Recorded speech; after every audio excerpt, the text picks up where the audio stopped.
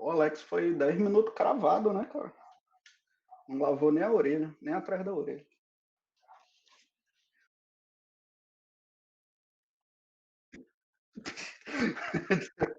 Tá bom. Pessoal, desconsiderem o que o Alex tá falando, porque ele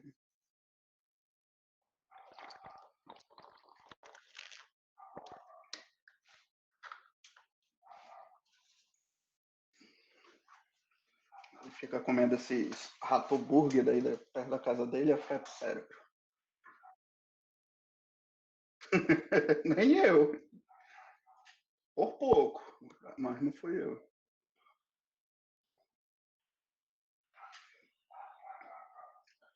Vamos lá.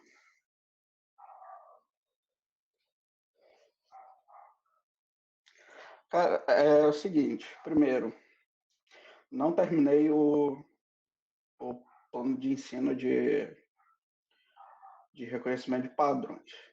Apesar de que é a mesma coisa que multivariada 2, eu consegui a proeza de não terminar. E é isso daí, vocês podem me xingar depois lá na avaliação do professor. Tá bom, mas ele não vai mudar muita coisa de multivariada 2, tá? Mas aqui pelo PPC a gente tem uma ideia do que a gente vai trabalhar. A nossa menta, basicamente, é isso daqui: o problema de reconhecimento de padrões, que é o mesmo multivariada, classificador de Bayes, abordagem paramétrica, não paramétrica, modelo de regressão para classificação, métodos de agrupamento, mistura finita de densidades e rede neural. Então, o que muda de multivariada 2 é rede neural. Tá? De resto, a coisa é semelhante. Então, o que vai diferir? Vão continuar sendo aqui também 3 parciais, com uma final. Como essa é uma disciplina. É verdade, Alisson, ainda bem que não estava gravando. Como essa é uma disciplina mais eletiva, né? Então dá para a gente trabalhar mais tranquilo, sem tanta exigência. O ideal é que vocês aprendam mesmo a trabalhar com reconhecimento de padrões do que a gente fazer trabalho, tá? Mas eu vou passar os trabalhos que é para a gente aprender, não para avaliação.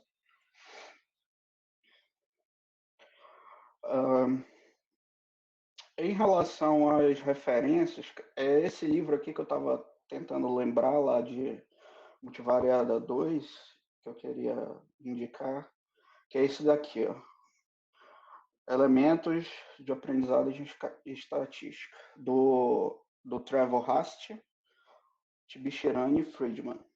Inclusive tem vídeo do Trevor Hast dando um curso de Statistical Learning lá no YouTube, muito bom. Eu sugiro fortemente que vocês assistam, porque é fantástico o curso dele. É outro nível. Assim. Outro livro que é muito bom é desse do Ripley. Eu detesto esse cara, mas o livro dele é muito bom.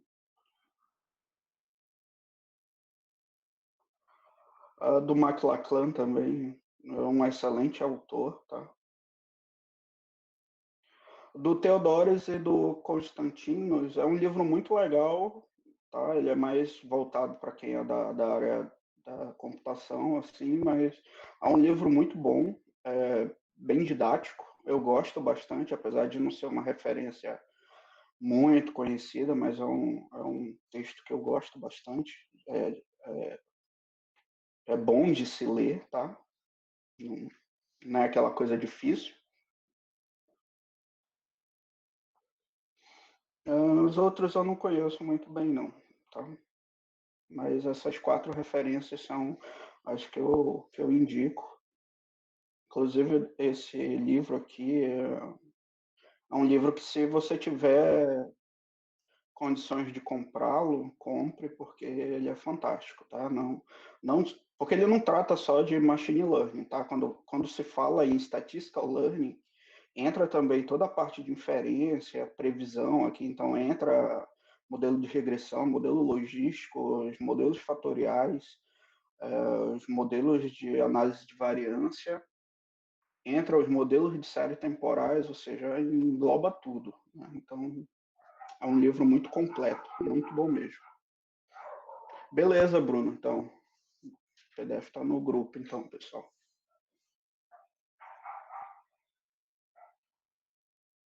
E é isso. Aí, a minha proposta para a gente trabalhar como aqui é uma disciplina eletiva é fazer um curso, como o Alex chama de hands-on, né? É um curso prático mesmo, sem muita carga teórica. A gente vai, claro que, conversar sobre a parte teórica, mas sem nada, sem demonstrações de teorema para a gente fazer, sem essas coisas todas, tá?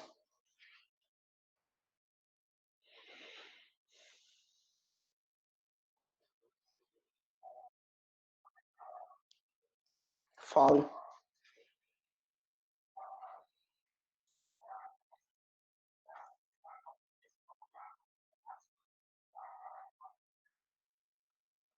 Uh,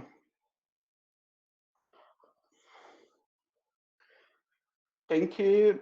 Rapaz, os dois tem que sair a mesma coisa, né? Sair o mesmo resultado.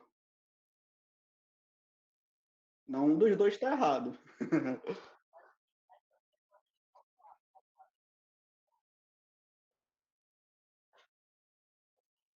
Tem. É possível, tá? É possível fazer a questão de parametrização. Quando você implementa seu próprio código, é mais tranquilo porque você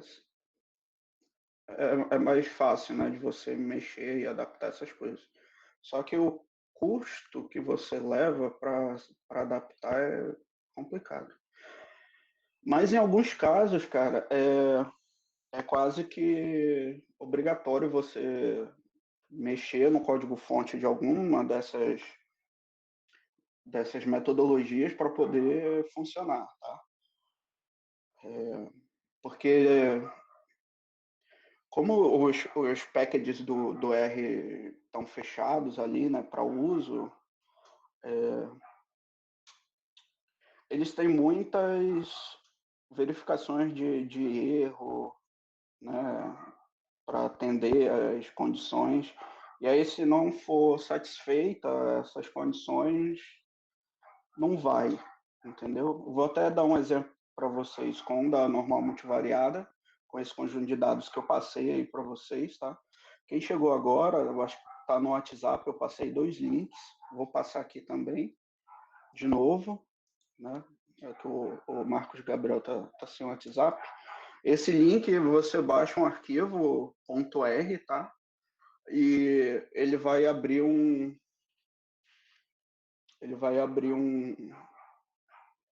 dentro aí do RStudio, ele vai abrir um objeto que já é o conjunto de dados que a gente vai trabalhar aí depois para essa aula.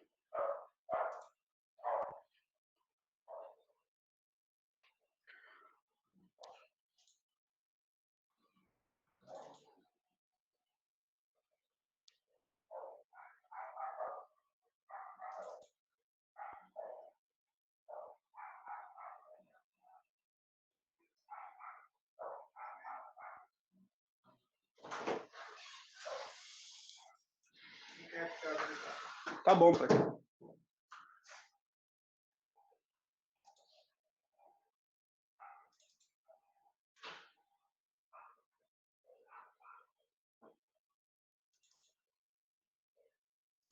Foi, meu filho? Quer aprender machine learning também?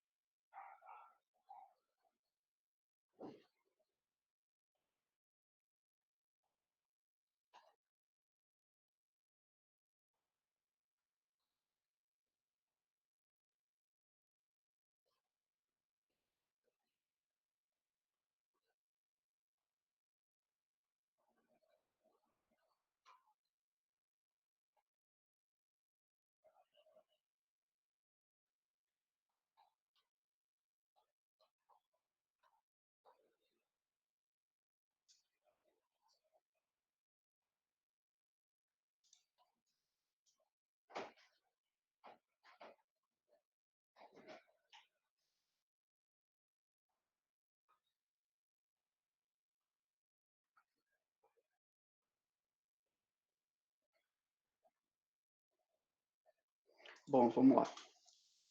Falei que não ia ter cálculo aí, não ia ter teoria e mostrei um slide cheio de tralha.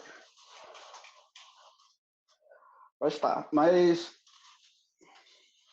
isso daqui é só para a gente entender uma coisa simples em relação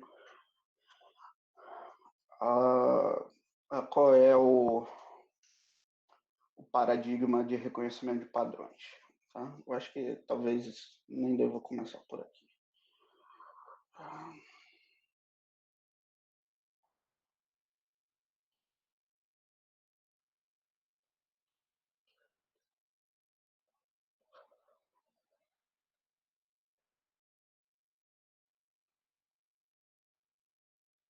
Esse slide aqui já está meio manjado, que eu já apresentei. Tá? Ah, acho que isso daqui explica bem.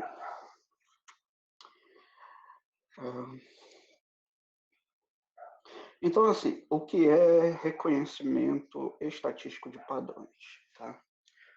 Primeiro, o que é um reconhecimento de padrões? O que é um padrão? Um padrão é uma característica observável, tá? Que faz com que certos grupos de objetos dentro de uma população eles possam ser agrupados de tal forma que eles apresentem essa homogeneidade com relação a essa característica. Tá? Por exemplo,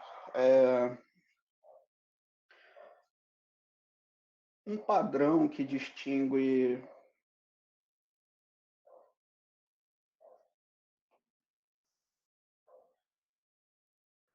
sei lá, um amazonense de outro resto dos brasileiros, por exemplo, na linguística, é falar farinha, né? Usar os nossos termos aqui, o teleso, essas coisas, tá? É um padrão linguístico e esses padrões linguísticos, eles nos moldam como grupos, assim como, por exemplo, mineiro tudo chama de trem, carioca fala mais arrastado ali, o Nordeste o pessoal um pouco mais, parece, eles falam normal, parece que eles estão brigando, então todas essas características linguísticas são padrões que fazem da gente grupos homogêneos dentro de uma mesma população. Todo mundo é brasileiro, mas mesmo assim nós temos certos padrões que fazem com que nós tenhamos essa associação a certos grupos regionais ou até mesmo temporais, né? Por exemplo, jovens da minha época falavam muito um certo linguajar que hoje não se falam, expressões que não são faladas mais hoje e que, e que fazem, sei lá, a gente ter uma diferença na hora da comunicação, entendeu?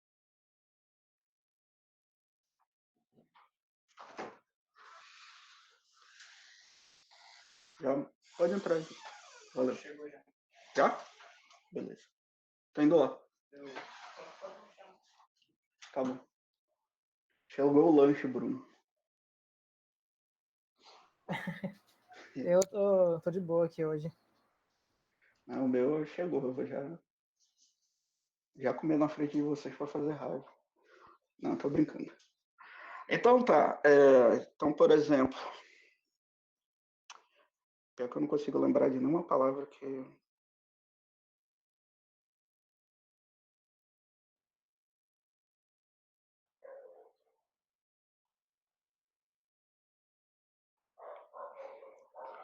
É tipo você chegar com seu avô e falar: vô, olha esse meme aqui, tá? esse meme, o avô não vai saber nem o que é talvez um meme, né?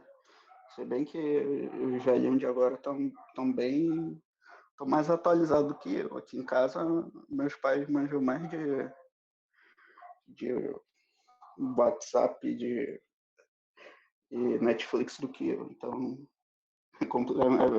é um pouco complicado.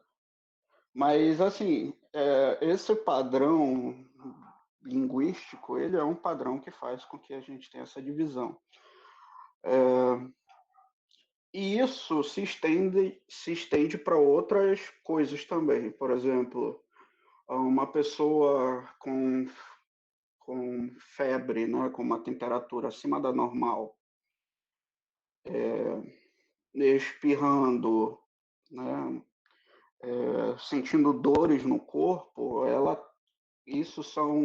esses sintomas, eles são padrões de uma pessoa ali que está tendo uma infecção bacteriana ou viral, ou até mesmo algum problema funcional de algum órgão, né? Então, o corpo responde dessa forma, enquanto uma pessoa sadia, ela mantém a temperatura corporal padrão, ela não tem esse sintoma de coriza e também não apresenta dores musculares, por exemplo. Então, essas características de febre e tal são padrões, eles que fazem você distinguir uma pessoa com uma possível infecção de uma sem infecção, tá? Como é o caso aí dessa imagem que vocês estão vendo, do lado esquerdo da tela, nós temos uma, uma ressonância magnética de, de uma pessoa sem a presença de câncer de mama, e do lado direito, né, você tem aí uma pessoa com essa mancha vermelha aqui, evidente de que é de um tumor cancerígeno na mama esquerda. Tá? Então, qual seria o padrão aí? O padrão seria a pessoa apresentar, né, a ressonância com essas cores mais escuras aqui, mais frias, né? Com ausência de tumor, e quando ela tem, né, essa coloração mais quente, né, mais próximo do vermelho, do espectro, então você tem aí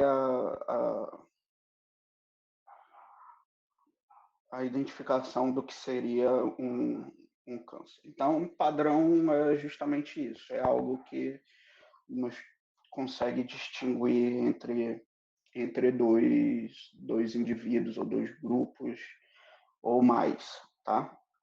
E reconhecimento de padrões é justamente uma técnica, é um conjunto de técnicas, de ferramentas, tá? Que inclui métodos científicos e outros métodos até, como é a palavra?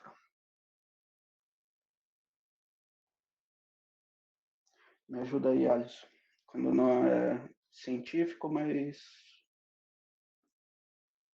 tem alguma coisa, tem alguma validade.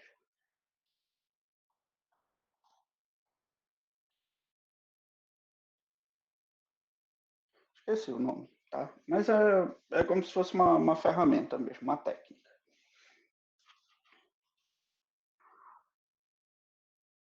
Empírico, é essa palavra. Uma técnica empírica, tá?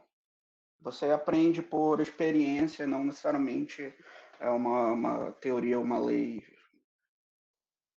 científica comprovada por trás. É algo empírico que você aprendeu, tá?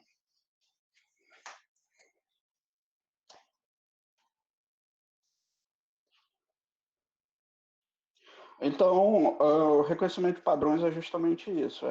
Eu traduzir de forma matemática ou por meio de algoritmos, ou até mesmo eu treinar uma pessoa, olha, quando você vê uma ressonância assim, não tem tumor, quando você vê uma ressonância assim, tem um tumor, tá? Então, o que basicamente os médicos fazem ao olhar os exames é um reconhecimento de padrões, tá?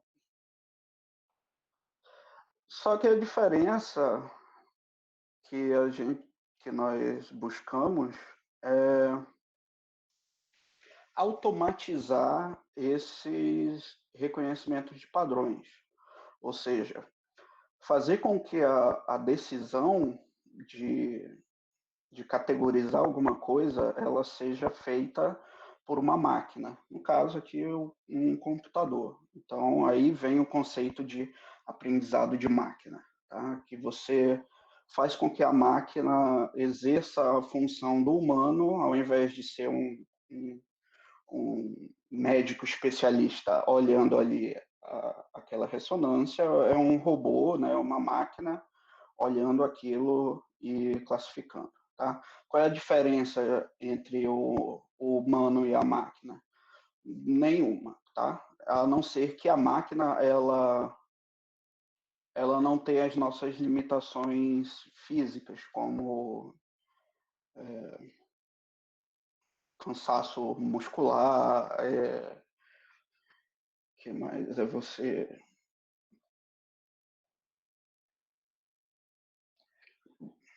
ficar fazendo um processo repetitivo se torna tedioso para o humano, para a máquina ela não tem esse problema. E algumas vezes tem também a questão financeira, né? Às vezes é muito mais barato você usar uma máquina para detectar um determinado, uma determinada coisa do que um humano. Um exemplo prático muito bem evidente que vocês devem ter acompanhado esses últimos meses são os testes para Covid, tá? Alguém chegou a fazer aqueles testes rápidos de Covid? Eu fiz lá no trabalho. Você fez? Fiz. Ele é igual aqueles testes, por exemplo, de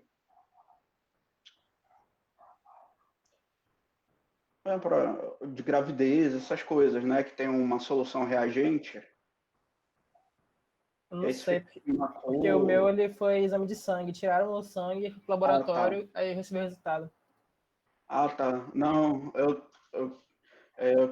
tô falando daquele outro que é o descartável, que é o teste rápido. É o RT, é? Tu chegou a fazer, Alex? E como é que é o resultado? Assim, eu sei que tu coloca o sangue lá e faz.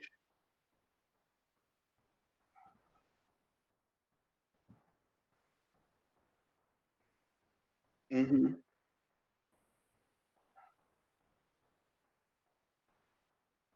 sim.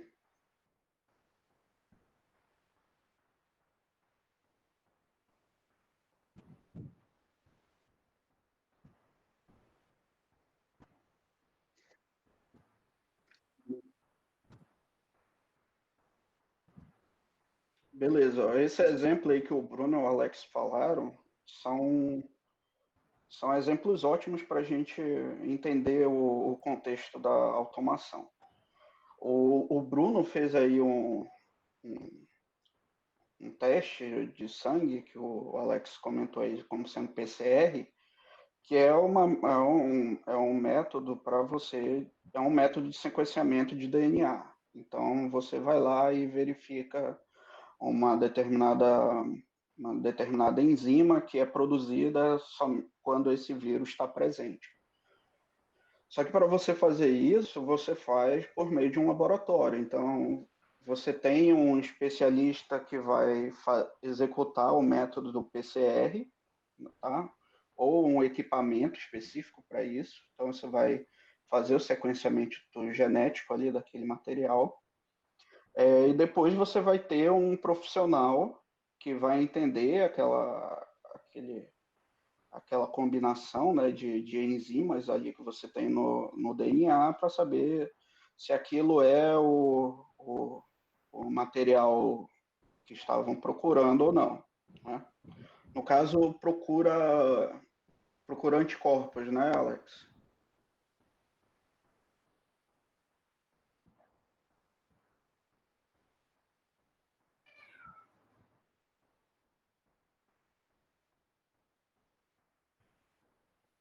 Entendi. Então é basicamente ver se lá no anticorpo tem algum pedaço do DNA que é usado para destruir o vírus, né? Então, esse processo é um processo de reconhecimento de padrões. Você está conseguindo distinguir uma amostra, no caso aí foi de sangue, de uma pessoa, se ela é uma pessoa que foi infectada pelo vírus ou está infectada pelo vírus do SARS-CoV-2, de uma pessoa sadia, que não foi infectada por esse vírus em específico. E o teste rápido, que é esse que o Alex estava comentando, que é o RT, ele é feito por vias aéreas, né, Alex? Eu pensei que era igual aquele de para ver se você é diabético, que fura o dedo e põe lá na maquininha.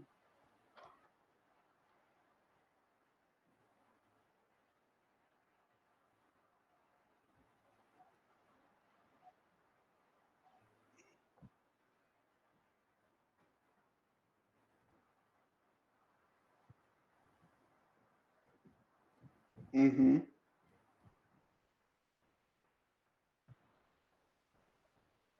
Então significa, então significa que você tem uma coagulação maior no sangue do que o normal, né? Sim, sim. Então, é outro caso de reconhecimento de padrão. Qual é o padrão? Quando você está com o vírus do causa Covid, ele, como o Alex explicou aí, ela causa uma coagulação maior no sangue. Então, o teste que eles fizeram foi ver se a coagulação está alta ou baixa. Então, o resultado ali de um composto reagente, eu ainda não vi, mas em geral, uma cor é para quando você tem ali o que você está procurando e você tem uma cor diferente para quando não é encontrado aquela determinada substância, tá? Bem parecido, por exemplo, com os testes de gravidez de farmácia, né? Que procura uma determinada enzima que só é uma enzima não, meu Deus, como é o nome? Um hormônio que ele só é produzido durante a gestação, tá? E ele é produzido de imediato, assim, tá? Houve fecundação, ele já começa a aparecer no sangue, então, consequentemente, se está no sangue, vai aparecer em outros fluidos, né? Que no caso do teste de gravidez é feito pela urina e tal, porque tem traços de sangue, então você vê se esse hormônio está sendo secretado. Se ele tiver, fica de uma cor, e aí, né, tem ali a possibilidade da pessoa estar grávida, ou ele fica de uma outra cor, que aí ele está mostrando que tem a possibilidade dela não estar grávida, tá? Então, esses kits rápidos, eles são uma espécie de tentativa de automação, ou seja, você não precisa ali do enfermeiro olhando o sequenciamento de DNA, você não precisa de um biólogo olhando no microscópio para ver se você tem ali uma sequência de um determinado hormônio, né, no sangue ou em qualquer outro fluido, para você saber se de fato tem ou não uma gravidez ou uma doença. Então, isso é uma tentativa de machine learning, tá? Não deixa de ser um machine learning, apesar de você não usar um computador nem um robô, mas você está ali usando um equipamento simples, né? Químico, que vai fazer processo de reconhecer um padrão de uma forma mais automatizada, tá? E por que são feitos esses procedimentos e não os tradicionais, como o que o Bruno fez? Porque se opta por fazer esse exame do RT, né, que o Alex falou, ou comprar um exame lá um teste de gravidez na farmácia, porque se opta por isso ao invés de exames laboratoriais. Porque é mais barato e rápido, tá? Então, vocês perceberam que esses meses, na pandemia, o que realmente importava era você conseguir detectar, ou seja, fazer uma rastreabilidade do vírus rápido e barato, tá? Você poderia fazer mais rápido do método tradicional, só que envolveria um, né, um investimento ali financeiro muito maior. Então, qual foi a problemática? Por que a gente não conseguiu detectar, segurar a pandemia do Covid, né, desse coronavírus, desse novo coronavírus? Porque era uma coisa desconhecida e a gente não tinha um material que fizesse a automação, um reconhecimento desse padrão mais rápido, né? Por exemplo, ano passado, eu não sei se vocês lembram, mas a gente teve uma epidemia de ebola. Acho que foi ano passado. A gente teve uma epidemia de ebola. Por que não virou uma pandemia, como foi o coronavírus? Porque as características do ebola geram padrões que são facilmente identificados. Por exemplo, quando surge a infecção do ebola, é uma infecção tão agressiva que de imediato o nosso corpo responde com febre. Então, bastou colocar pessoas é, ali na saída dos portões de desembarque com um medidor de temperatura, pronto, você conseguia separar quem possivelmente estava com o vírus, quem não estava. Foi a mesma coisa feita durante a epidemia do H1N1, né, da gripe aviária. Não sei se vocês lembram. Não sei quando é que, mas foi um pouco mais recente. Foi assim, foi nessa década ainda, né? Então, por que a gripe aviária não virou uma pandemia, apesar de ser um vírus extremamente agressivo, assim como a ebola, e não aconteceu com o Covid? Porque eram vírus fáceis de ser rastreáveis, né? No corona não, ele já foi complicado porque tinha a situação dos pacientes assintomáticos, né? Logo, quem não tem sintoma nenhum, você só consegue descobrir através de métodos mais sofisticados, como o que o Bruno fez aí, né? Que é o método de sangue. Então, não daria para pegar todos os passageiros que estavam chegando de voos internacionais e mandar fazer esse exame, porque era caro, você não ia poder colocar as pessoas em quarentena até sair o resultado do exame. Quanto tempo demorou, Bruno, para você pegar o resultado do exame? Olha, foi um dia só. Pois Acho é, que mas mesmo que seja um dia, foi um dia inteiro. um dia inteiro, mesmo sendo 24 horas,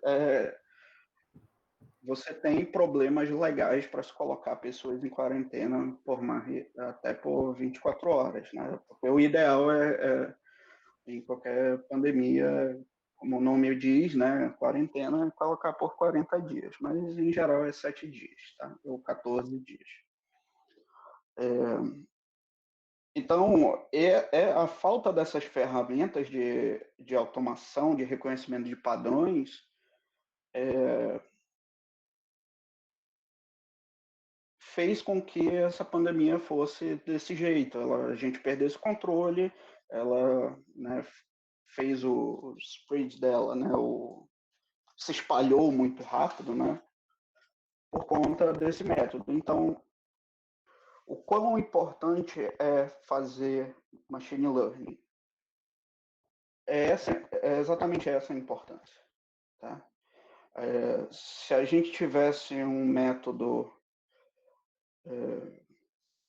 de reconhecimento de padrões automatizado para reconhecer essas pessoas, para reconhecer as pessoas infectadas, a gente não estaria numa pandemia como estamos hoje, né? E não teriam tantas vidas sendo perdidas por conta disso. E você pode ver a diferença entre você ter um sistema de aprendizado de máquina, é só você comparar a nossa situação atual com a de início ali de março, final de... Assim, meio de fevereiro até abril, tá? Que foi o auge ali da infecção no mundo inteiro, né? Eu estava até vendo uma entrevista com um pesquisador britânico que ele estava falando, né? Que na época saíam 8.000 confirmações por dia, mas eles acreditavam que a realidade era de 100.000 pessoas infectadas por dia. Novos infectados, tá? Foi até uma coisa que eu conversei bastante com vocês no início da pandemia pelo WhatsApp, né? Que a gente fez algumas projeções que a cidade de Manaus seria completamente infectada ali pelo meio de março e tal, e foi exatamente o que ocorreu, tá? Só não, ainda bem que não ocorreram as estimativas de morte, porque as estimativas de morte estavam em 14.000 e ainda bem que foram menos, né? Foram 1.000 e... Acho que está em 1.500 aqui em Manaus. E eu sei que ao todo no estado está quanto? Está 4.000? Está por aí, né?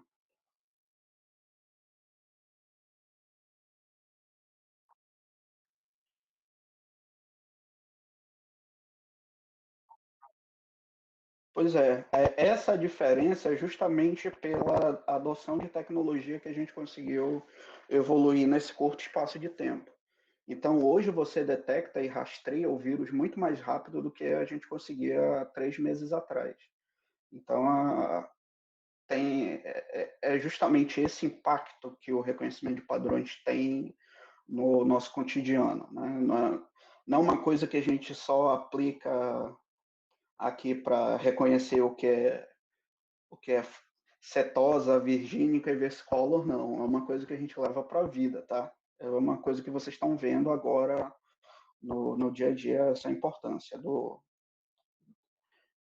da, de se ter essas ferramentas ao nosso dispor. Tá? E aí o machine learning é essa tratativa, né? Você obter métodos mais rápidos, mais baratos, que façam o reconhecimento desses padrões, e aí a gente ganha eficiência na detecção, né?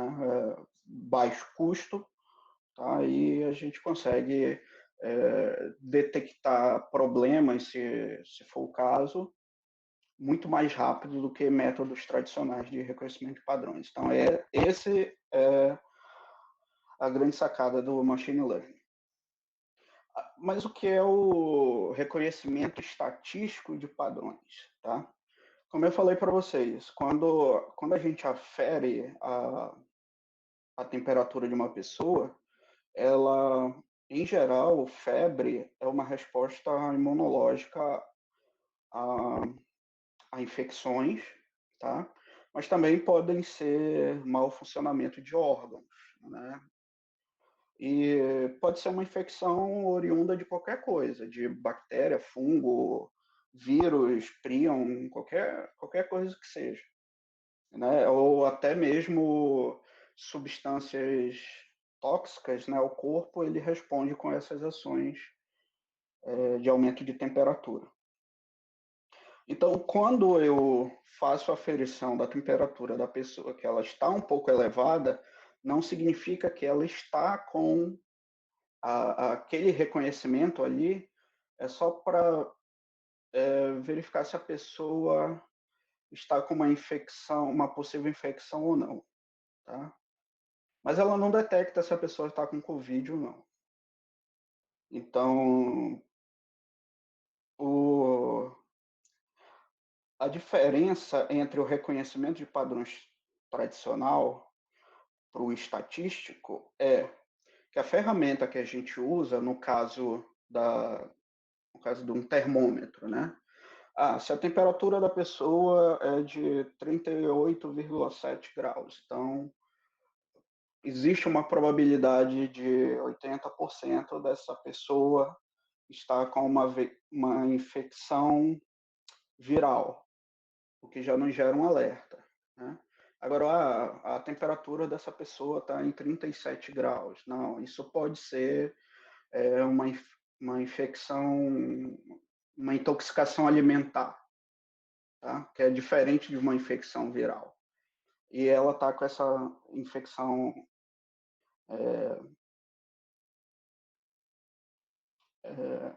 a probabilidade dela estar com uma infecção, como é que eu falei?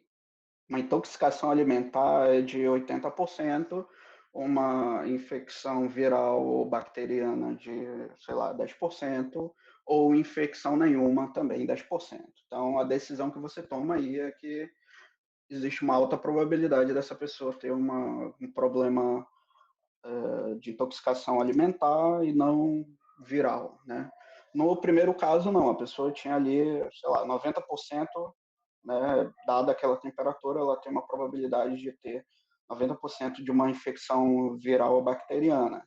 E os outros 10% dividido ali entre intoxicação alimentar ou mau funcionamento do corpo e nenhum problema, tá?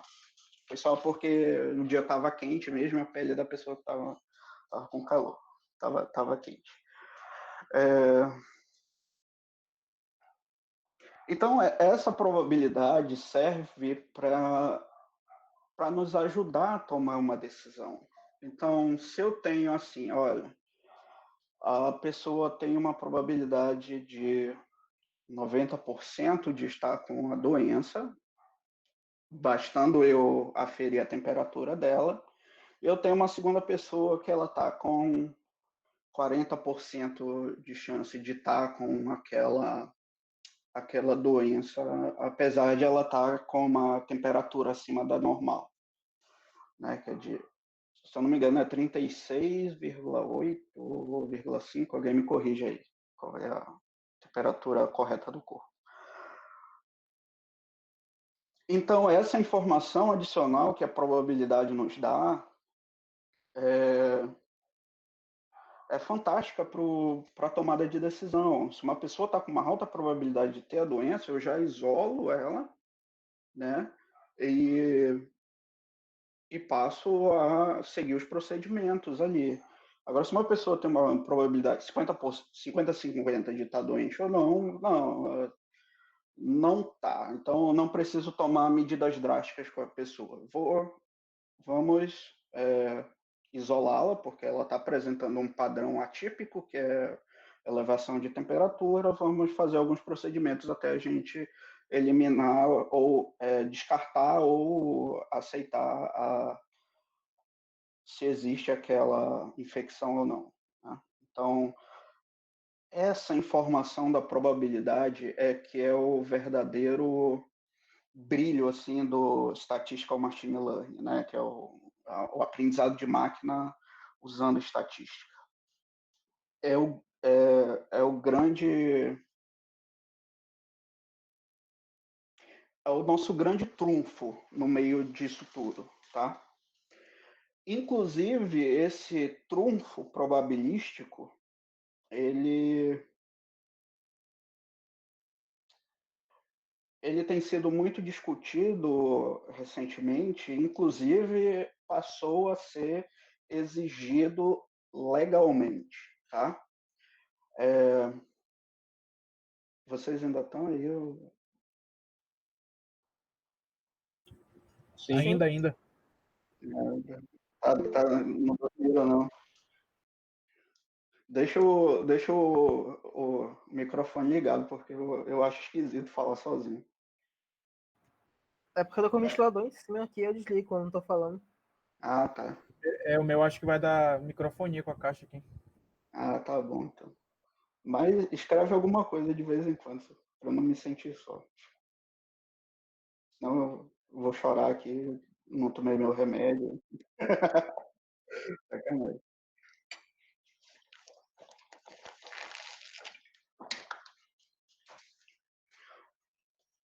Então, assim, recentemente, eu não sei se vocês notaram que quando vocês foram usar o WhatsApp no início desse mês, vocês receberam uma mensagem sobre armazenamento de dados. Vocês receberam? Com certeza receberam. Alguém lembra disso? Sim, a Eva falou que sim. Lembro. É. E agora todo site que você usa, entra, tem um pop-up direto que pergunta se você pode armazenar cookie, né, no navegador. De onde vem isso? Em 2016?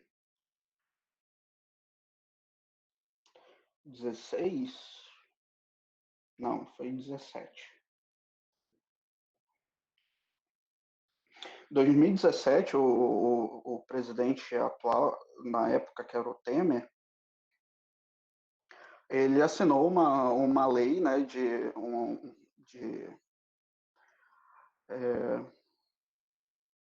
proteção de dados, tá? E que as empresas elas teriam até julho, não, agosto desse ano para se adequar a essa realidade. Então foi por isso que vocês receberam essa mensagem do WhatsApp, tá? Porque tudo que for online hoje, que armazene qualquer que seja informação, até o seu, mesmo que seja só o seu nome, ele precisa obedecer essa lei, tá?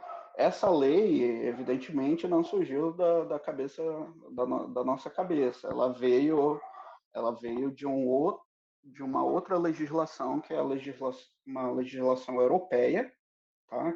Que foi também da mesma data, se eu não me engano, foi em 2016.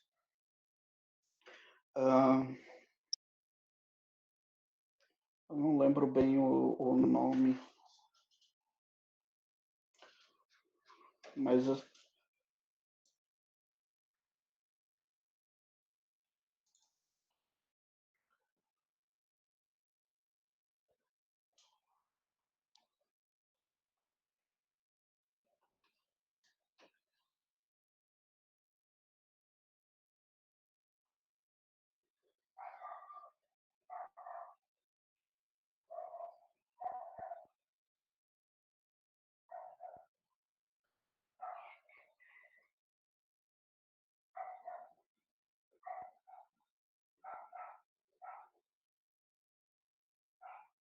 não, peguei o documento errado.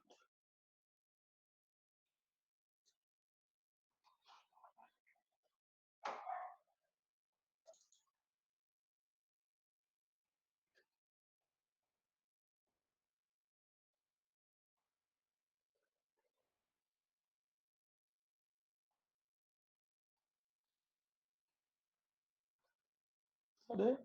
Vem pra cá. Vamos lá.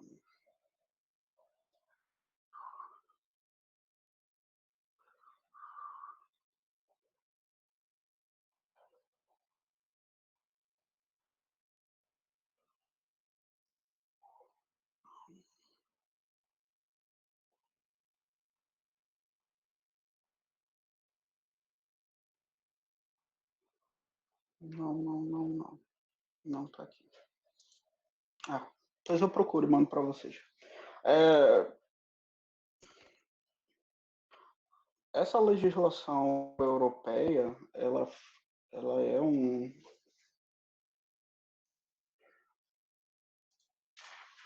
Ela é uma lei de proteção aos dados que vale em toda a Europa, tá? Que também teve esse período que as empresas deveriam se adequar até a do Brasil, ela é a IGPD, que é a Lei Geral de Proteção de Dados Pessoais, aqui do Brasil.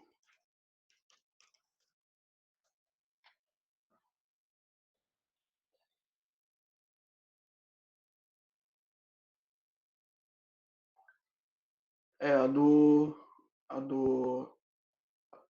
a da Europa é a GDRP.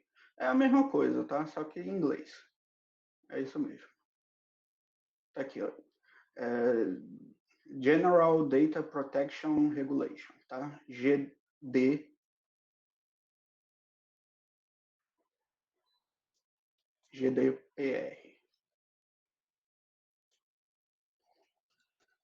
Vou colocar aqui no chat para vocês procurarem depois. Vale a pena dar uma lida sobre isso, tá? Por quê? Essa lei ela não trata só da questão de proteção de dados, ela trata também de uma série de regulamentações que agora os algoritmos e robôs de inteligência artificial eles devem seguir, tá? Então, hoje em dia, você não pode mais coletar os dados e fazer qualquer procedimento de inteligência artificial, tá? Hoje, você precisa de um modelo de inteligência artificial que atenda essa legislação, tá? De tal forma que você não fique ali guardando os dados das pessoas e você só pode usar os dados da pessoa se for de forma voluntária. E outra que é mais importante, as máquinas de inteligência artificial, elas não podem mais ser caixas preta, tá? Então, isso matou uma galera que trabalha com redes neurais. Porque o que é as redes neurais? Você entra com os dados, tá? É igual como a gente faz em estatística. A gente entra com os dados de treino, sabe qual é o resultado e vai modelando a rede neural até que ela se ajuste para fazer aquele reconhecimento.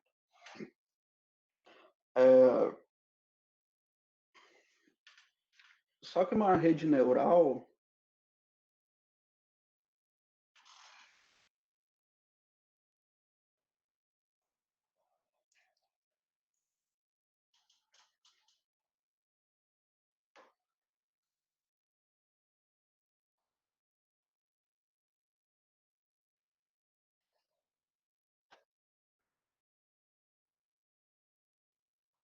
vou mostrar aqui para vocês.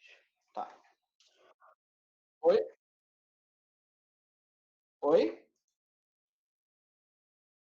Já acabou. Tanto que eu não sei se tu percebeu, nas minhas últimas aulas eu parei de falar de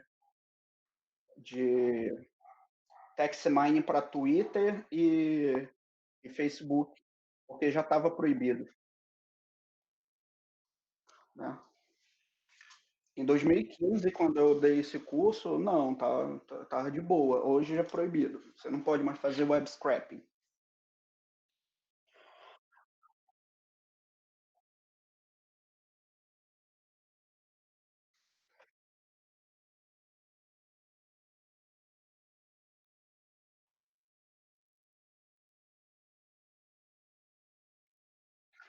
Tu não pode mais.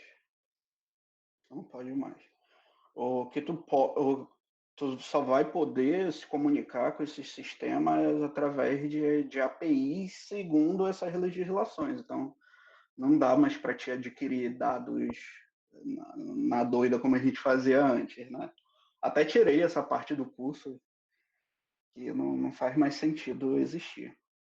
Então, aqui no caso da rede neural, esse gráfico aqui, ele mostra bem qual é a ideia dela. Tá? Você entra com os dados ali, que são esses L's, tá? E você tem a saída, que no caso aí é esse LT ou LSB aí. Não é bem o B não, mas essa outra função L, tá? Acho que esse aqui não tá legal não. Esse aqui tá mais dentro do contexto. Onde é que eu aumento? Ixi.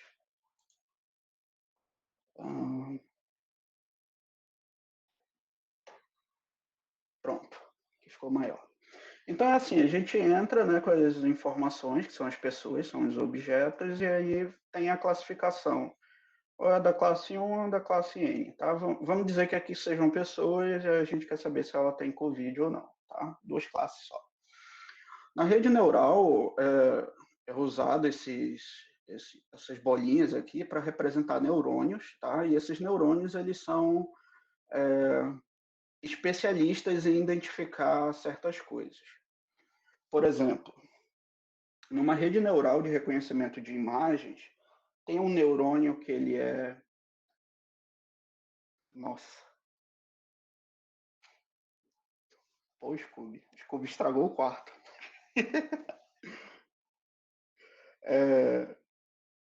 Tem neurônios que eles são específicos para reconhecer linhas horizontais, outras linhas verticais, linhas transversais, reconhecer determinadas cores, tá? Exatamente como o nosso cérebro funciona. Então, o nosso cérebro, toda vez que a gente aprende alguma coisa, eu tenho um neurônio que ele reconhece o que é a cor preta, outro para a cor branca, ou somente cores.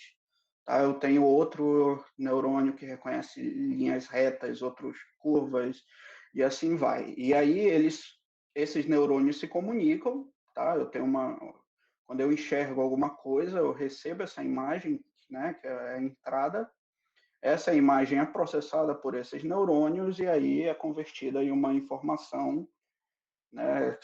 Se essa imagem, por exemplo, que eu estou vendo agora, que é o meu navegador, tem a foto de vocês, né? Tem um chat aqui, então meu cérebro está trabalhando e reconhecendo isso. Ah, por que aquilo ali é um chat? Ah, porque tem nome de pessoas, as pessoas estão comentando numa sequência horizontal, onde é levado em consideração a escala de tempo. Então, isso me caracteriza como um chat, né? Apesar de estar escrito lá em cima. Mas meu cérebro reconhece dessa forma, tá? Assim como olho aqui para foto de vocês, por exemplo, o Rodrigo. O Rodrigo que é meu amigo há muitos anos. Então, o Rodrigo tem um monte de barba, esse cabelo menor. Então, eu consigo olhar para ele e reconhecer, olha, a informação que o meu cérebro está recebendo, isso é parecido com uma imagem, né, do meu amigo que eu já via muitas vezes. Então, eu pego e classifico como sendo essa pessoa. É exatamente isso que a rede neural faz. O problema é, os neurônios, eles são criados, assim como os neurônios biológicos, os neurônios digitais aqui, eles são criados de acordo com uma nova demanda de informação. Então, por exemplo, agora eu conheço o Bruno, então eu vou criar neurônios novos para reconhecer o Bruno. Agora eu não tenho mais só um chat, agora a gente tem uma videoconferência, então eu tenho neurônios novos para reconhecer o que é uma videoconferência. E da mesma forma, as redes neurais artificiais, elas trabalham criando esses neurônios, tá? Com o objetivo de você melhor classificar as coisas. O problema é justamente esse. Como essas coisas vão crescendo de uma forma autônoma, é, a pessoa que programou ela não tem controle sobre isso. Tá? Então, você não sabe como a rede neural ela está classificando essa pessoa como ela sendo doente ou não. Eu não sei o que é feito aqui, tá? Então, surgiu uma nova proposta que é o Deep Learning, que é a gente minerar em cima da rede neural e descobrir qual é o reconhecimento de padrões que está sendo feito ali naquela rede neural. Para que a gente consiga saber como é que essa rede neural está funcionando e assim extrair informações, né? Por exemplo, agora as videoconferências são uma tela preta, onde tem o nome e foto das pessoas que vão entrando, e tem uma tela onde aparece a foto, o vídeo da pessoa que está falando. Agora, eu, com a meu Deep Learning, fui lá e descobri que a rede neural está reconhecendo esses determinados padrões, certo? O problema é que também o Deep Learning é um algoritmo, então ler os resultados dele e interpretar no meio físico é algo absurdo, né? É algo absurdo de se fazer. Então, não tem como você explicar para uma pessoa. Aqui, por exemplo, vocês já estão no curso há um bom tempo, têm uma noção boa de computação, né? Alguns já fizeram cursos semelhantes comigo, então já tem ou com outros professores e tem já uma ideia disso. Então, é mais fácil de eu explicar isso para vocês. Mas imagina uma pessoa totalmente leiga, né? Num tribunal onde a minha a minha rede neural classificou essa pessoa, por exemplo, uma pessoa de um gênero A, ele classificou como um gênero B, e aí essa pessoa está me processando porque eu fiz recomendações, por exemplo, de coisas para ela que fez com que ela se sentisse constrangida, tá? Então, por exemplo, vou usar o Alex aqui porque eu posso bagunçar com ele sem ele me processar. Mas digamos assim, eu minerei a rede social do Alex, tá? Apesar de eu saber que ele tem um padrão de comportamento ali, eu classifiquei, a rede neural classificou ele como sendo uma pessoa que compra, que gosta de comprar sapato alto, tá? E aí o Alex abriu o e-mail dele, viu lá a minha recomendação da sapatinho de luxo, da Arezzo e tudo mais, e os colegas ali do Alex fizeram com que ele se sentisse constrangido e o Alex está aqui no tribunal me processando, tá? Como é que eu vou pegar essa rede neural e explicar para o Alex por que eu classifiquei e mandei aquele e-mail e como é que eu vou explicar para um júri que também não são pessoas que têm esse conhecimento, né, que eu não tive nenhuma influência nessa escolha e que, infelizmente, o constrangimento que o Alex passou não foi intencional, foi um problema, foi uma má classificação e que a gente não tem controle nenhum. Como é que eu vou explicar isso? Então, isso surgiu problemas legais seríssimos, e o maior deles foi a última eleição para presidente, né, dos Estados Unidos, que já vai fazer 4 anos, não, fez 4 anos, a gente vai ter eleição agora em outubro, que foi justamente o vazamento de informações das pessoas pelo Facebook para a Cambridge Analytica, e a Cambridge Analytica sequenciou as pessoas de tal forma que fez com que fosse possível fazer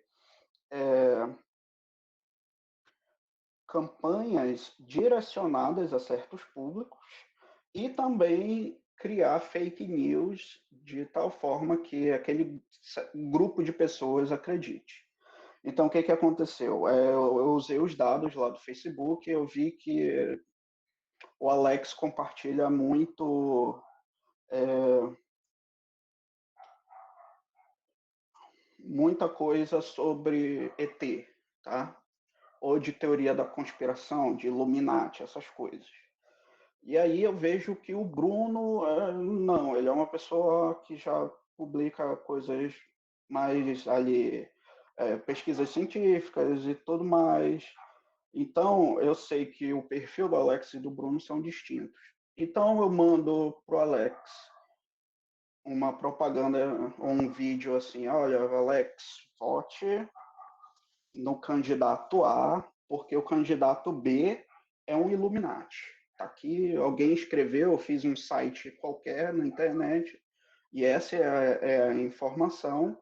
E o Alex é o tipo de pessoa que só precisa dessa falsa base para se convencer daquilo, né? Ou um youtuber, ou eu acredito mais num youtuber do que num cientista que veio a público falar sobre isso.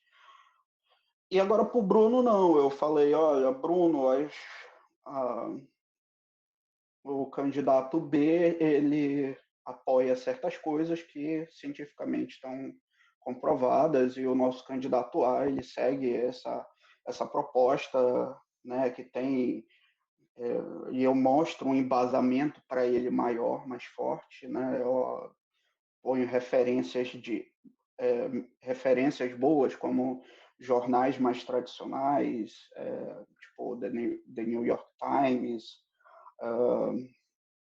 a BBC, esse tipo de coisa. Então, mesmo assim, eu ainda estou manipulando eu estou manipulando os dois, tanto o Alex quanto o Bruno, só que cada um dentro da sua esfera. Então foi exatamente isso que a Cambridge Analytica fez, né?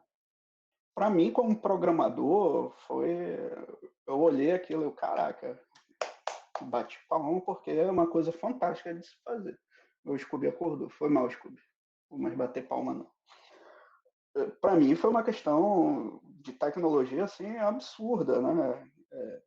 Só que, como o velho tio Ben disse, com grandes poderes vem grandes responsabilidades. Não teria problema eu usar um poder desse, né, de reconhecer padrões. Por exemplo, se eu quero vender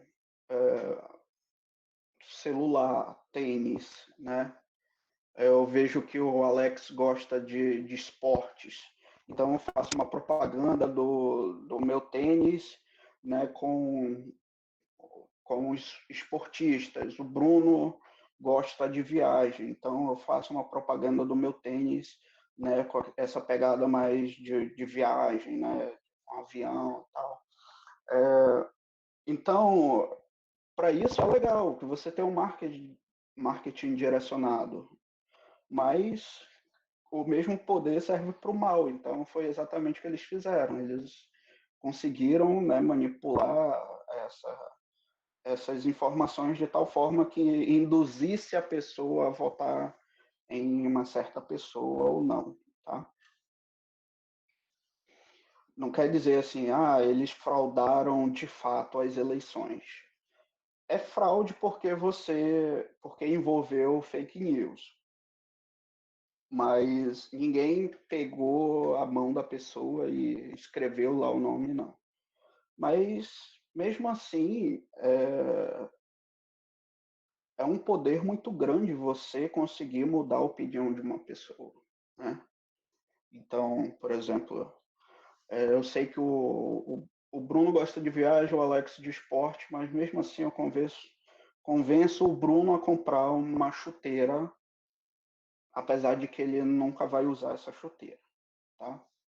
Porque eu coloquei na foto ou no vídeo da minha propaganda um youtuber de viagens que o Bruno gosta muito e segue as recomendações de viagem do cara. E eu fiz o Bruno comprar uma chuteira de futebol, que não tem nada a ver com o que o Bruno faz. Então, entenderam o quanto é perigoso esse tipo de coisa? Você conseguir mudar a opinião de uma pessoa? Então, foi exatamente para isso que criou-se essa lei, né, essa regulamentação de proteção aos dados geral na Europa. E aqui também no Brasil ela já está valendo. E dentro dessa regulamentação existe um conceito que surgiu, que na verdade já vem sendo pesquisado pelos militares há bastante tempo, mas que hoje começou a ser usado. Vou mostrar aqui para vocês.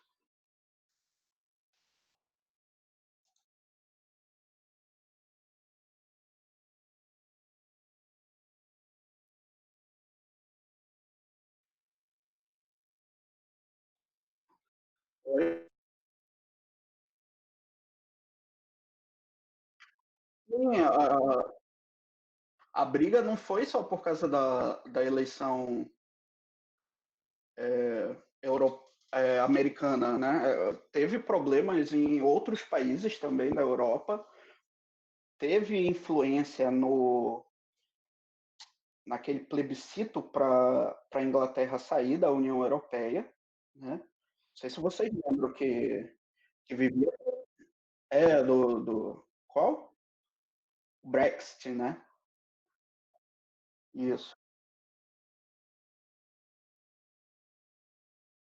isso. O Bruno está falando que tem um documentário na Netflix sobre o caso da Cambridge. Sim, inclusive, eles entrevistam a chefe de inteligência artificial lá da Cambridge Analytica. E é engraçada a história dela, porque ela, como ela foi processada e ela, ela, ela foi julgada e processada, né? Ela vai para cadeia. Como ela ficou muito rica com esse negócio, ela fugiu e hoje ela mora na Tailândia. Sabe aquelas imagens do Google, quando você pesquisa, que tem aquelas pedras gigantes assim no meio do mar e o barquinho andando, parece que ele está flutuando? É lá que ela mora.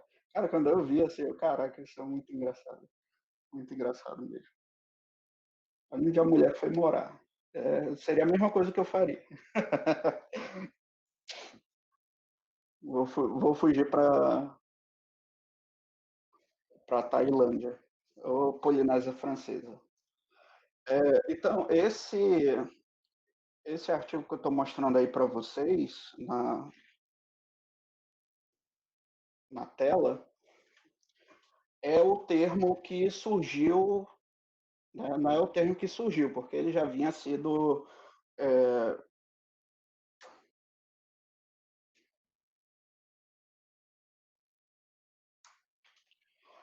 ele já havia sendo pesquisado pelo DARPA. Quem não conhece o DARPA é só a agência de pesquisa, tá aí o nome, né? Agência de Pesquisa em Projetos Avançados da Defesa, né? Do Departamento de Defesa americano.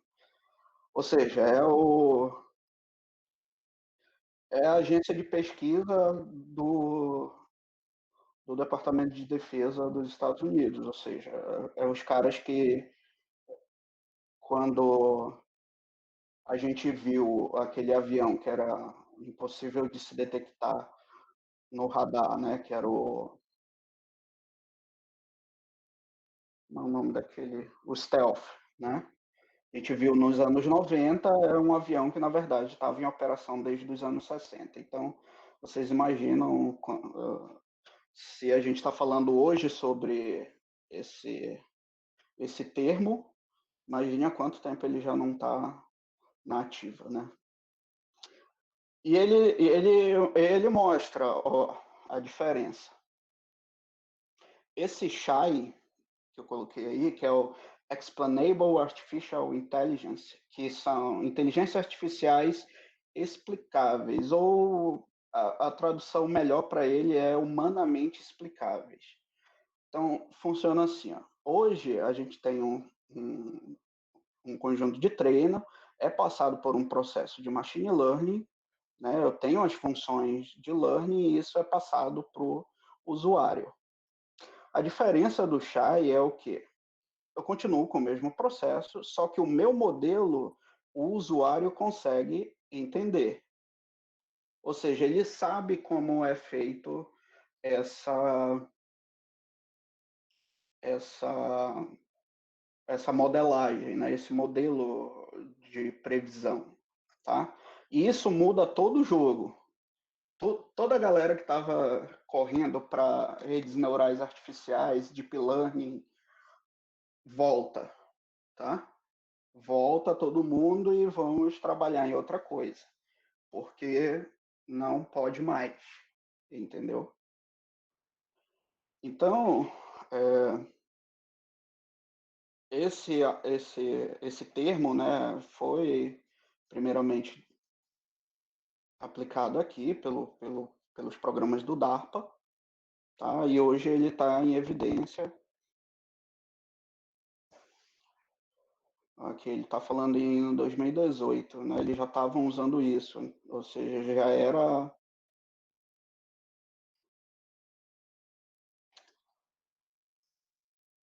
bem antes do que se esperava a gente ter esse tipo de exigência, como foi pelo, pelo GDPR britânico. E também saiu a versão americana disso, tá? Dessa lei de proteção aos dados, porque teve. Lá o negócio foi feio, né? Eu acho que vocês devem ter visto aí as notícias de Mark Zuckerberg sentado no Congresso americano tendo que se explicar para os senadores. Você teve, eu não lembro se eles chamaram o Trump, tá? Mas eu sei que eles Nossa, foi muito levaram. bizarro isso. Aqueles Foi. velhos lá, sem nenhuma noção do que perguntar, perguntando coisas meio absurdas. É, E ele tem que responder, foi muito bizarro. mas exatamente isso, Bruno, que é a ideia. A tecnologia avançou tanto que o restante das pessoas ficou para trás. E isso fez com que quem dominasse a tecnologia tivesse um poder próximo ali, um poder bélico, né? Como eu estou falando, você ter o poder de mudar a opinião de uma pessoa é louco, entendeu? Porque você pode, por exemplo, sei lá, inventar uma seita maluca aí de extremistas e, sei lá, né, fazer grupos terroristas. Então, tudo, todo esse poder é muito grande, né, na mão de uma pessoa. Já não basta que a gente tem que lidar com o problema dos países, né, que tem essa, esse poderio bélico para impor coisas, né? Por exemplo, os países como os Estados Unidos e a Rússia têm poder de influência no mundo por causa disso, né? Do seu material bélico ali, né? Tanto que é engraçado que a Rússia faz parte do G8, que são os 8 países mais ricos, mas na verdade o G8 antes ele era chamado de G7 mais Rússia, porque eram os 7 países mais ricos e a Rússia porque ela tinha armas nucleares, entendeu?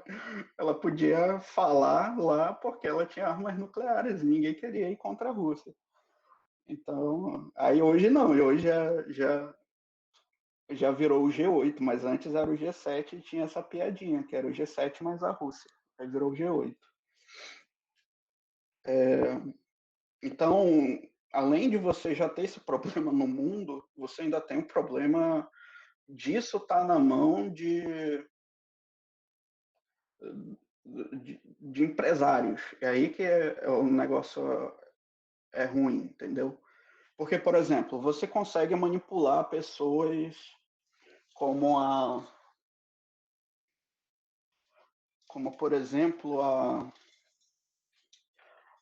Heineken, antes de ser comprada pela Ambev, tá? Isso faz muitos anos, foi nos anos 2000, ela espalhou um boato de que a Corona era feita com xixi de cachorro, alguma coisa assim, tá? Tanto que anos depois o pessoal da Heineken admitiu que foram eles que vazaram, começaram essa fake news. E assim, a Corona era, e até hoje ainda é, a número um cervejaria dos Estados Unidos. O problema é, ela é uma cervejaria mexicana. Então, a Heineken, que era uma americana, queria dominar o mercado, né? Não conseguia dominar o próprio mercado. Então, o que ela fez? Ela conseguiu mudar a opinião das pessoas para que caísse as vendas da Corona e ela ficasse em primeiro lugar, né? Então, imagina esse mesmo poder para outras coisas. Então, as grandes empresas, elas iam ter acesso a esse tipo de ferramenta e elas iam acabar com qualquer pequena iniciativa. Então, por exemplo, se eu quisesse construir uma concorrente para a Apple, por exemplo, ela poderia me derrubar fácil, né? Como até hoje acontece com os produtos da Xiaomi e companhia, né? De vez em quando você vê uma notícia falsa sobre. Mas no começo dela tinha muita notícia assim, né? Que ah, a Xiaomi é envolvida com trabalho escravo. Tá? Mas na mesma fábrica lá da Foxconn, onde é produzido o Xiaomi, é produzido da Samsung, é produzido da Apple, tá todo mundo ali. Porque só o Xiaomi é envolvida com trabalho escravo. Entendeu? Só na linha dela que o pessoal é escravizado. É, só na linha dela. E nem é, pô. É tudo a mesma coisa. Então era um poder muito grande na mão de empresários. E sabe como é empresário, né? Ia acabar com tudo. Então, por exemplo, é, vocês sabem que são commodities, né? Que são produtos básicos, né? Como petróleo, ferro, arroz, trigo, né? São esses produtos mais básicos que são consumidos no mundo inteiro. Eles são regidos por duas bolsas de valores, que é a de Chicago, eu acho, e a de Nova York, eu acho. E eles que ditam se o preço do petróleo vai aumentar ou se vai abaixar, entendeu? É, não é uma coisa de mercado.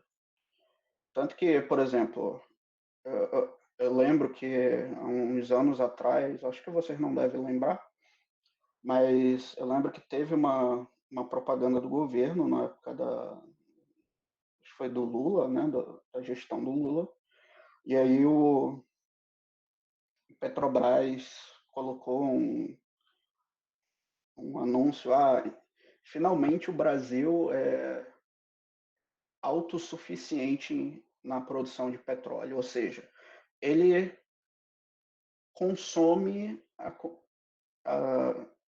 ele produz mais do que consome petróleo. Então, é uma coisa que significa que a gente não precisaria mais importar petróleo, porque o processo de importação deixa o produto mais caro. Então, se eu tenho um produto que é produzido aqui, tecnicamente eu tenho menos encargos tributários para ele, né? Então, pô, a gente era para ter uma gasolina mais barata, mas o que aconteceu? Nada, o preço continuou alto, né? O preço continuou sendo levado em relação às commodities lá nos Estados Unidos. Aumentou o preço do petróleo, que foi justamente na época da crise de 2009, né, da crise imobiliária, aumentou o preço do petróleo, nossa gasolina foi junto. Então imagine esse tipo de ferramenta na mão de gente assim, né? Que que num dia você compra,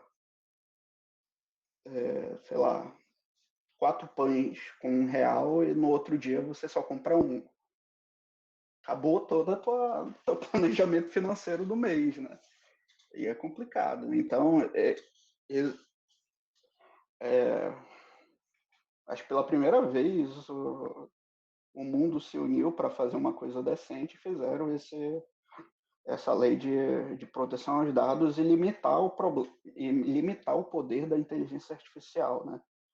Ou seja, eles fizeram o que a Sarah Connor e o John Connor não fizeram, que foi parar a Skynet. Então a gente não vai ter revolução das máquinas, nem um apocalipse por exterminadores do futuro. Porque a inteligência artificial ela foi aí limitada através desse Explainable Artificial Intelligence. Tá, Diego, contou toda essa história, mas onde é que a gente se encaixa aí? A gente se encaixa perfeitamente nesse termo Explainable Artificial Intelligence. Quando a gente faz reconhecimento de padrões usando estatística, os nossos modelos probabilísticos, eles são extremamente simples de se entender. Tá? Não estou falando da parte de inferência e nem de cálculo. Eu estou falando da forma de você explicar como é que funciona. Então, por exemplo, eu não consigo dizer como uma rede neural funciona para um júri, mas eu consigo dizer, olha, eu usei um modelo normal, tá? Em que ele leva em consideração duas coisas: a média e a variância, que é o quanto as pessoas de um grupo se dispersam em torno da média. Então, eu fiz o seguinte: eu tenho um grupo de pessoas que compram sapatos de futebol, que seria o interesse do Alex, e eu tenho um grupo de pessoas que compram sapatos de salto. O Alex ficou numa bagunça que a gente chama de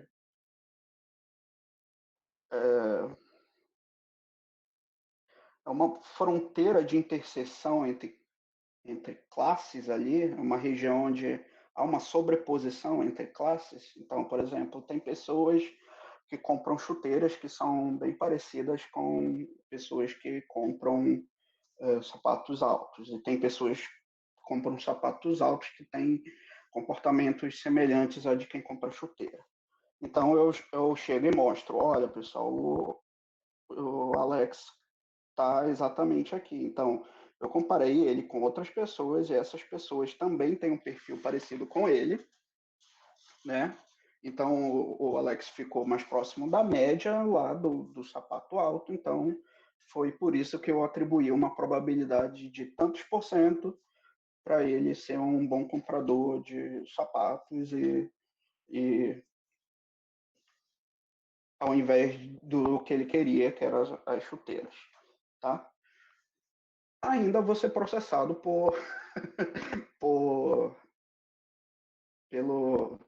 fazer constrangimento.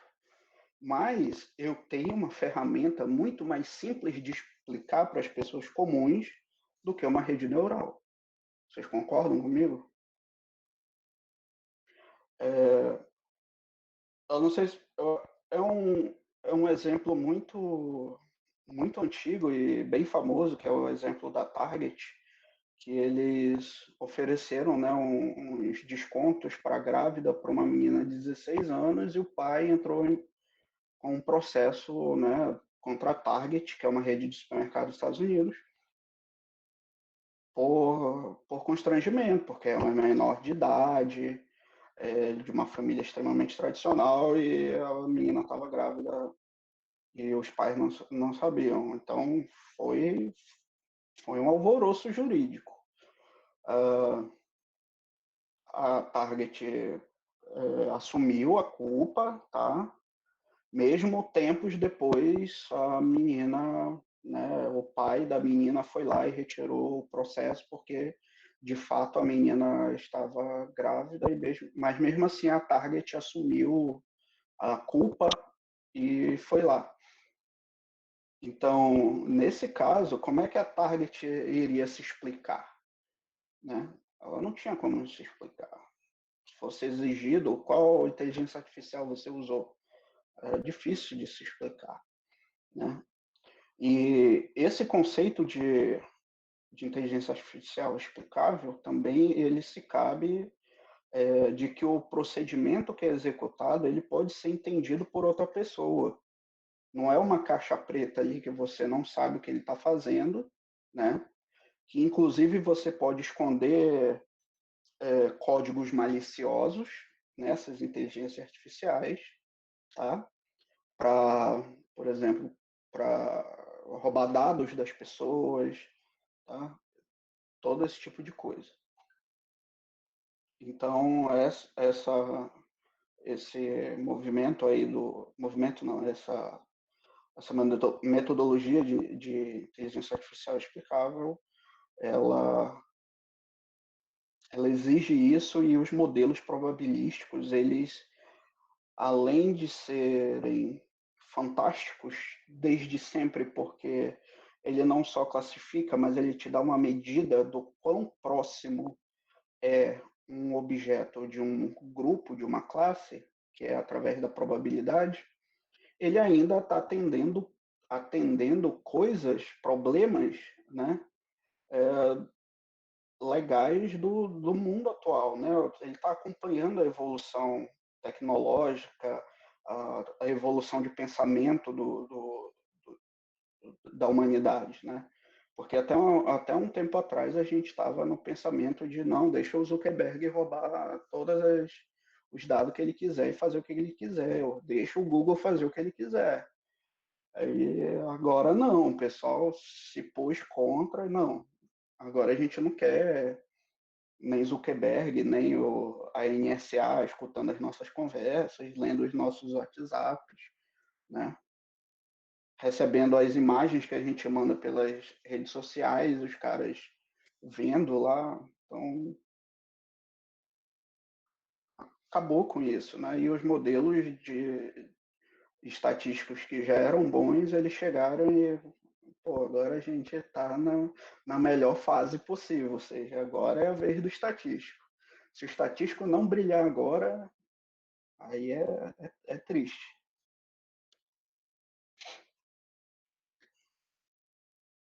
Então, a importância de se fazer reconhecimento de padrões por estatística são todas essas que eu apresentei para vocês. Tá?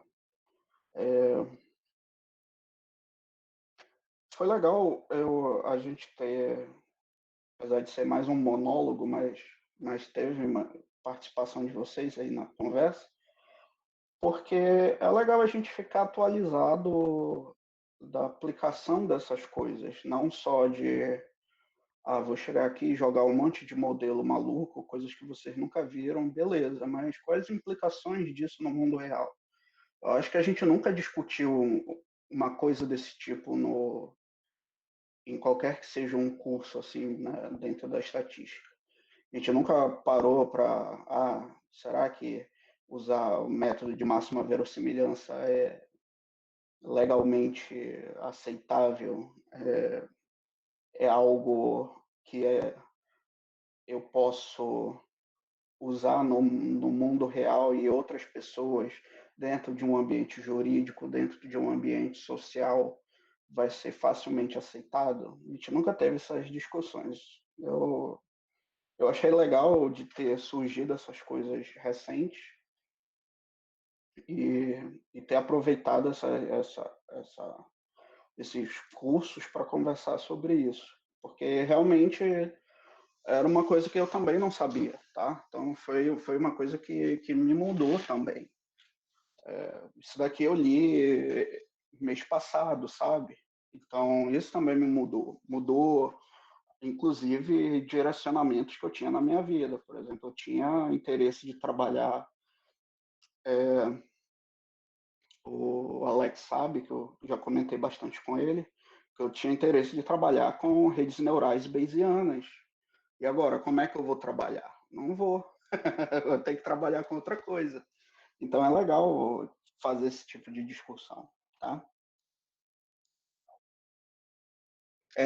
Vai ter que trocar. O Rodrigo não, ele continua classificando as Ainda bem larvas. que, ainda bem que os meus leão marinho é fácil de explicar para as pessoas.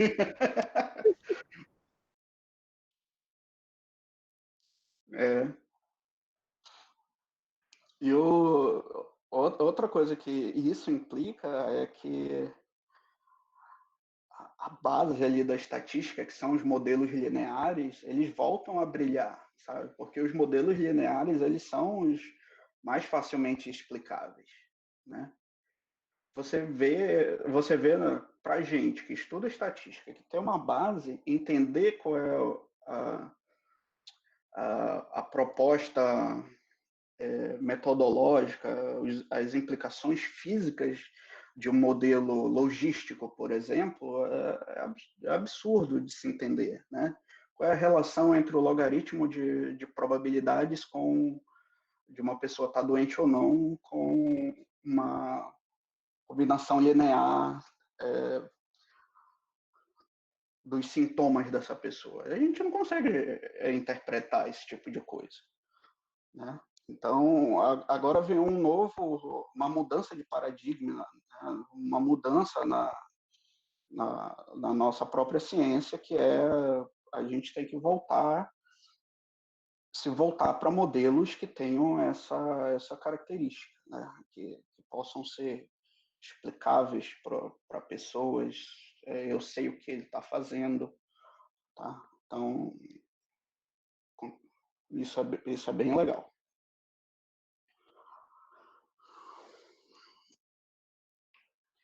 Bom, já são 9h50, eu acho que já tá bom. Aí é o seguinte,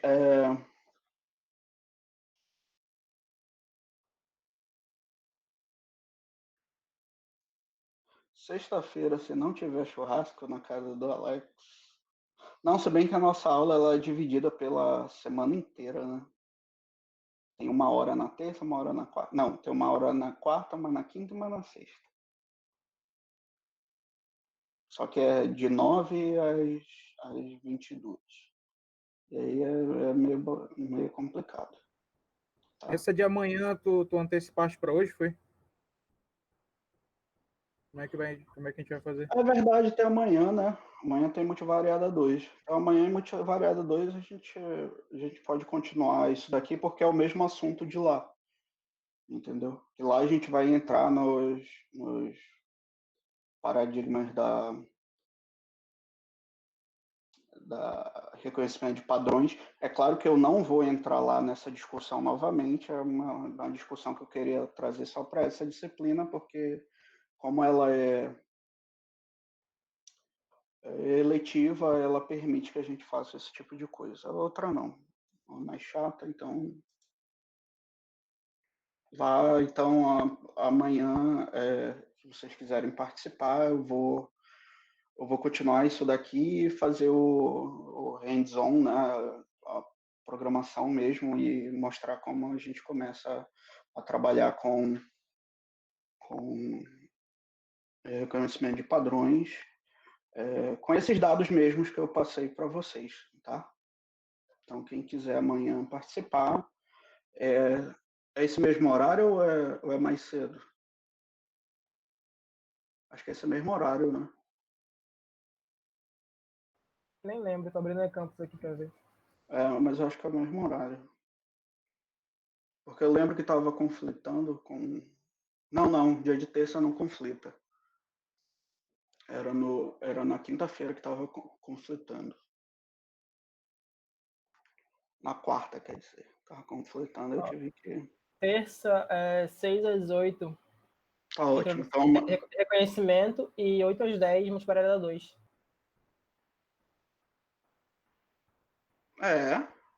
é, São as duas amanhã. Que estranho. Mas tá bom. Melhor assim. Então amanhã, 4 horas de ouvindo minha voz. Vocês vão adorar. Que bacana. Amanhã vocês não, não saírem daí, vão colocar um multi aí e vão embora, né? Mas tá bom, pessoal. Vamos lá que.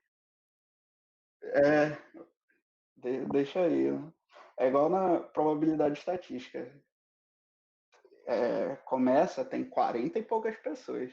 No final, quando termina a aula, o pessoal que ainda tá lá de verdade começa a sair, mano, fica uns 35 ainda online.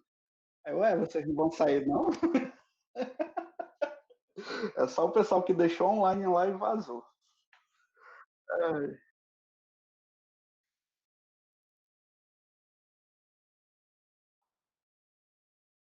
É um banco de dados real, tá?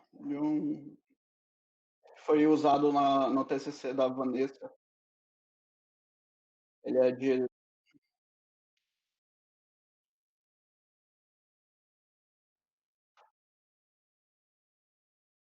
Tu tem que baixar. Tu baixa e abre.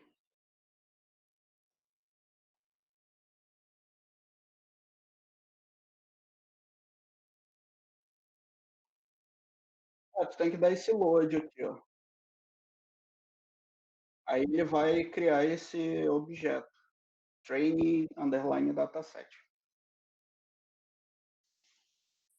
Aí ele já tá. Ele é o seguinte, são dados de potência de sinal, tá? De, a transmissão a cabo que a gente tem de rede. E aí foi simulado alguns tipos de erro durante essa transmissão, né? Problemas de interferência eletromagnética e tudo mais. E aí o objetivo é classificar quando o sinal tá bom, né? Tá dentro do padrão, ou ele tá com problema de alta potência, porque é ruim, porque você tem, principalmente quando é antena, você acaba gerando interferência eletromagnética em outros equipamentos e até marca-passo, essas coisas, né? Então, é uma parada legal de estudar, porque gera implicações sérias no mundo real, né? Tanto que precisa passar de uma vistoria da Anvisa e tal. É bem legal trabalhar com isso daí. Da Anvisa não, desculpa, da Anatel. Tá? Então é isso, pessoal. Amanhã, 6 horas, a gente volta aqui e conversa. Continua isso daqui, tá bom? Beleza, valeu. Então, um grande abraço para vocês. Até amanhã. Bom descanso. Vai ficar uns 8 abertos ainda aí online. Bora ver quem é que já dormiu. Eu tô curioso pra saber também. Pelo menos a Juliane e a Evelyn ainda estão aí. Boa noite, Evelyn. Boa noite, Juliane. O Alisson ficou também. Tô dormindo já. Apesar de ter